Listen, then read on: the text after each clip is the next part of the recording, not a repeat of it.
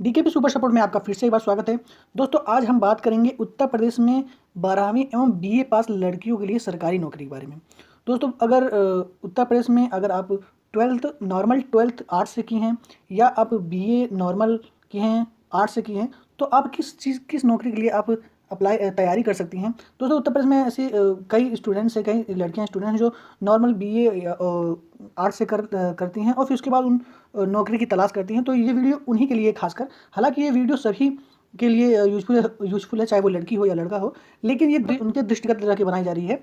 जो normal BA किए हैं, लड़कियां बीए करती हैं या नॉर्मल ट्वेल्थ करने के बाद नॉर्मल बीए आर्ट्स से कर लेती हैं और फिर उसके बाद सरकारी नौकरी की तैयारी करना चाहती हैं। और जैसा कि दोस्तों, लड़कियों के लिए टीचर बहुत अच्छी जॉब मानी जाती है और फिर उसके बाद क्लर्क की जॉब ऑफिशियल जो होती है वो मानी जाती है बहुत अच्छी। और हालांकि लड़कियां सभी काम कर सकती हैं, लेकिन अधिकतर लड़कियों की चॉइस एक ऑफिशियल या टीचर की जॉब होती है। तो उसी के दृष्टि से रखते हुए ये वीडियो बनाया जा रहा है। तो दोस्तों, चलिए बात करते हैं। अगर आपने ट्वेल्थ किया है नॉर्मल आर्ट्स से, मान लीजिए किया, चाहे किसी भी साइंस से किया हुआ है, और बीए आप किए हैं, लड़कियां की हैं, और आप फाइनेंशियल रूप से ज़्यादा स्ट्रांग ना होने की वजह से कोई टेक्निकल कोर्स नहीं कर पा रही हैं और जिससे वो अपने करियर को आगे आप बूस्ट कर पाएँ, तो आप सरकारी नौकरी चाहती हैं और आप सरकारी नौकरी करना चाहती हैं, तो ये वीडियो लास्ट तक ज़रूर देखिएगा।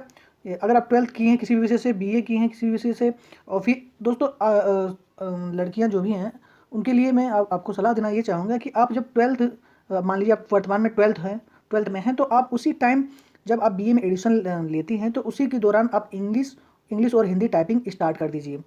यानी कि आप अगर जैसे कि टीचर करने के लिए आपको बीटीसी या बीएड करना पड़ेगा, जो कि बहुत ही ज़्यादा पैसा आपका खर्च होगा और आप फाइनेंशियल रूप से ज़्यादा स्ट्रांग नहीं हैं, तो आप बीए करते हुए भी, यानी कि बीए 3 साल का कोर्स है, तो 3 साल आप बीए के साथ साथ Hindi typing, English typing start कर दीजिए।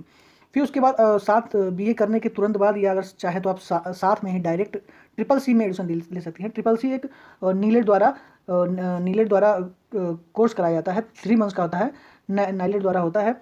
ये आप डायरेक्ट, यानी कि ऑनलाइन फॉर्म भर के आप खुद से यूट्यूब से पढ़ के या बुक से पढ़ के डायरेक्ट एग्जाम दे सकती हैं।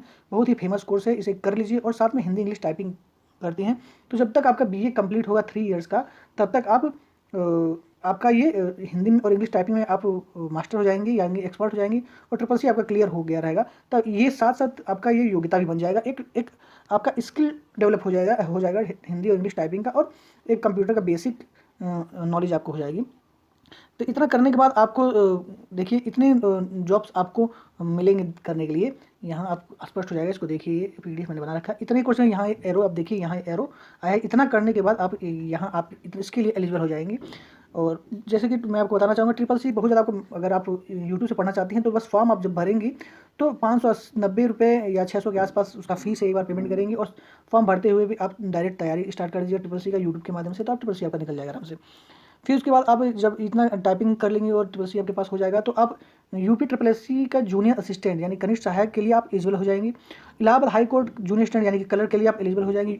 यूपी पीसीएल के ऑफिस असिस्टेंट, लगभग ये 2 बार से आ रहा है, 2 या 3 बार हो चुका लगातार आते हुए, और यूपी पीसीएल का एग्जीक्यूटिव असिस्टेंट के लिए आप एलिजिबल हो जाएंगी। और यूपी ट्रिपल एस सी के संभवतः कंप्यूटर ऑपरेटर का जो आता है, लेकिन ये बहुत कम आता है कंप्यूटर ऑपरेटर का, उसके लिए भी एलिजिबल हो जाएंगी। लेकिन इतना तो आप इसके लिए, इन चारों भर्ती के लिए एलिजिबल हो जाएंगे। तो ये तो हो गया आपका टाइपिंग और ट्रिपल सी के बेस पे और बीए और ट्वेल्थ के बेस पे। अब अगर साथ में, अगर आप मान लीजिए, अगर आपके शहर में या आपके गांव के नज़दीक कोई, या आपको कहीं भी शॉर्ट हैंड यानी कि आंसू कोई सिखा रहा है, तो आप चाहें तो बीए के दौरान आप टाइपिंग के साथ साथ शॉर्ट हैंड की क्लास भी कर सकती हैं। शॉर्ट हैंड यानी कि आंसू का क्लास करिए, 2-3 साल में आपका बहुत ही ज़्यादा एक्सपर्ट हो जाएंगे इसमें, 2-3 साल में। तो फिर उसके बाद आपके लिए यूपी ट्रिपल एस सी का स्टेनोग्राफर का रास्ता खुल जाएगा, यूपी पीसीएल का स्टेनोग्राफर का रास्ता खुल जाएगा, और इलाहाबाद हाई कोर्ट के स्टेनोग्राफर के लिए रास्ता खुल जाएगा। और अब मैं बताना चाहूँगा कि स्टेनोग्राफर में कलर की अपेक्षा थोड़ा सा कम कंपटीशन होता है, क्योंकि स्टेनो सीखना थोड़ा सा कठिन होता है। और ये एक ऐसा स्किल है कि क्या कहते हैं, आप ज़्यादा आप खर्चा नहीं आएगा, बहुत ही कम खर्चा आएगा।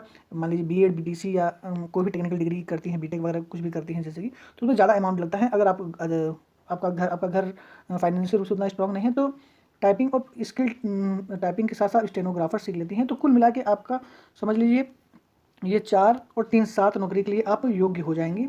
यानी कि आप, और इसके अलावा भी 2-3 नौकरियां हैं जो शॉर्ट हैंड और टाइपिंग के बेस पे हैं, तो अब लगभग 10 से 12 नौकरियाँ सिर्फ उत्तर प्रदेश की मैं बात कर रहा हूँ, उसके लिए आप एलिजिबल हो जाएंगी। टाइपिंग और शॉर्ट हैंड पे अगर आप सेंट्रल नौकरी केंद्र की नौकरियाँ भी करना चाहती हैं तो बहुत सारी नौकरियाँ हैं, उसके बारे में भी कभी डिस्कस कर दिया जाएगा।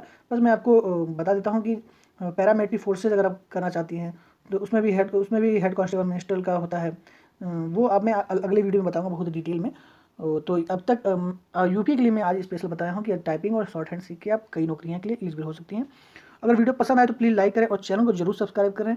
और अगर आप नए सब्सक्राइबर हो तो चैनल को जरूर सब्सक्राइब कर लीजिए। मेरे चैनल पे बहुत सी ऐसी वीडियो आपको हेल्प मिलेगी, करियर से रिलेटेड मिलेगी। और अगर आपका रिस्पॉन्स होगा तो बहुत अच्छे से और भी मैं आगे आपको गाइड करता रहूँगा। वीडियो पसंद आए तो प्लीज़ लाइक करें और चैनल को जरूर सब्सक्राइब करें। थैंक यू, धन्यवाद, वंदे मातरम।